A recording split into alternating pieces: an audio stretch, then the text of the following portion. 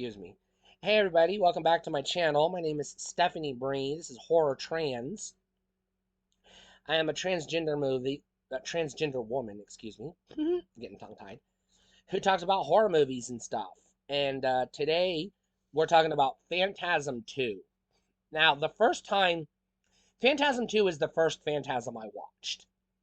And so the first time I watched it, I was like lost. I was like, what the fuck is going on? I didn't enjoy this movie on its own merits because I was like, I don't know what the fuck's going on. It's weird.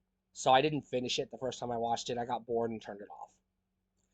So once upon a time, not too long ago, I had access to more streaming services than I do now. And I noticed that the entire Phantasm franchise was streaming it was spread out through a couple of streaming services, but I had access to all of them. So I had a mini marathon. I watched all five Phantasm movies in a row. After seeing the first movie, which I have already reviewed and I describe as a fever pitch nightmare, and I mean that in not in a bad way, it's just that's what the movie comes across as. Phantasm 2 still made no sense. It's like the first movie set it up, well, maybe it was a dream, maybe it wasn't a dream. And then the second movie picks up where, well, maybe it was a dream, maybe it wasn't a dream. You don't know. You still don't know if the first movie happened, but the movie carries on as though the events of the first movie did happen, but it also carries on as if the events of the first movie were a dream.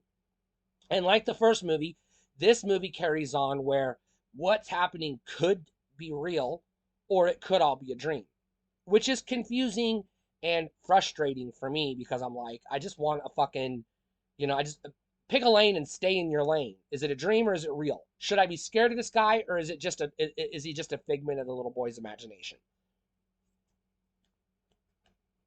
That's my problem with the Phantasm franchise, and that carries unfortunately throughout the whole series. And Phantasm 5, which I don't want to talk about because I have to rewatch it because I don't remember shit from it because it was another fever dream.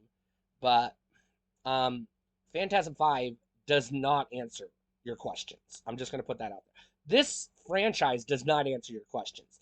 You get to the end and you're still like, what the fuck did I watch? Why the fuck did I watch it? Now, as a horror movie, Phantasm 2 works better for me than Phantasm 1. Just as a horror movie. Because it's got more terrifying imagery. It's got a few more kills. It's got a better, more almost, and I'm going to say almost, cohesive plot, although not quite. It is still not necessarily a linear story.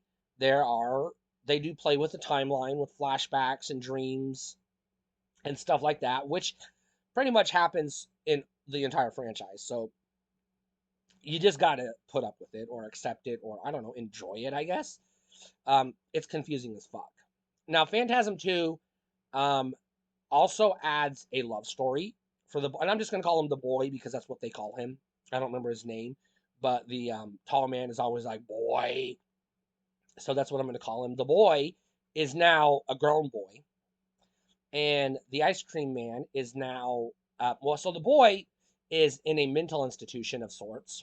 And he's accepted that everything he thought happened in the first movie never happened. It was just a dream. And so he's getting released from the mental hospital, but he's having psychic dreams, which is weird. Spoilers coming.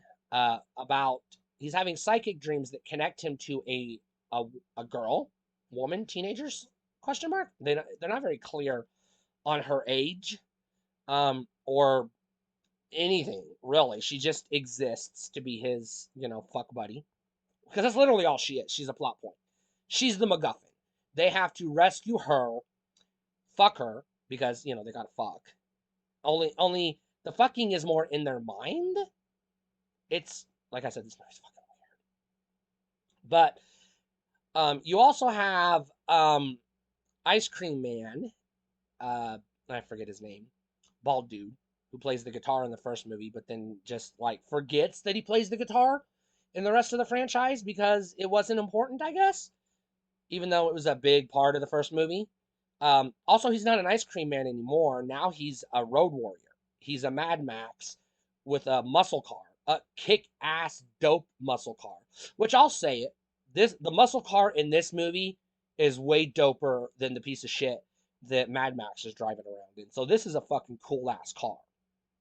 The car is a character in the movie, which I would argue the best character in the movie, maybe next to the tall man who was fucking scary, but also not scary at the same time, which is because, like, he's easy to defeat, which we found out in the first movie. Just use a tuning fork or turn your back on him and walk away like Freddy Krueger.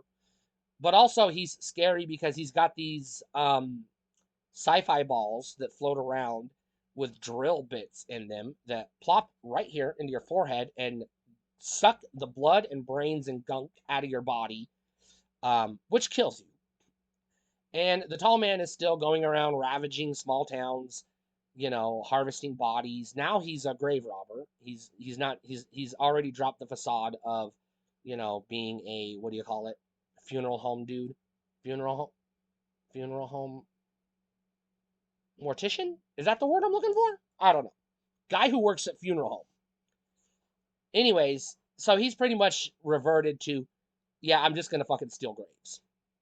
There's some weird shit in this movie that I don't want to try to describe because it's better to see it. Because if I describe it, it's not going to be as impressive as what you see on film. This movie is a head trip, which is good. This is a good movie. This is probably the best in the franchise. Although I'm not gonna say that until I rewatch 3 because I remember liking part 3, but I don't remember the details. But I do like. I just rewatched Phantasm 2 like a couple months ago, so it's fairly fresh on my mind. Um, and this one's pretty good. Uh, I'm gonna rate this one as a buy. I don't remember what I rated the first one, but I am gonna say this is a good, like, you get to the end of this movie. If you want to stop here, this is a good place to stop. And you can just, walk away from this franchise and you're good. If you are adventurous and want to keep going, we'll talk about the other movies in the franchise. But just be warned, they're not as, it goes downhill really fast. And some of them, they may have or may not have been theatrical releases or home video releases. I don't know. But they definitely look made for TV or made for direct to video. The subsequent films. This one definitely is the only one in the franchise that looks like it could have been a summer blockbuster horror movie. The rest of them are just kind of, they're all low budget, but the rest of them are just like no budget, low budget. This one is like, you know, Evil Dead, Halloween kind of, Nightmare on Elm Street low budget. They do a good job with what they have. They get the job done. The special effects are pretty good for the most part. There's a couple of special effects shots that are a little wonky, but that's to be expected. This movie was made in the 80s. Um, but the um, the gist of the movie is the boy and the ice cream man are going on a road trip to rescue the girl, the psychic girl, and also try to stop the tall man from wreaking havoc on small towns.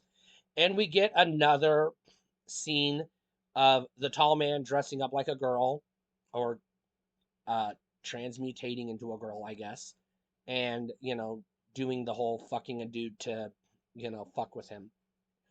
So we get that bit again. So, if you didn't like that bit in the first movie, unfortunately, they bring it back. Um, I can't really give you details on the plot because I still don't fucking know what's going on in this movie, other than what I just have described. But I'm gonna rate this as a buy. This is a fun movie, confusing, and you get to the end and you're like, all right, uh, if you want to keep going, there's more movies. But if you said, all right, I've experienced it, I've seen it, I've had enough, this is where you stop. This is a good place to stop. Stay cool.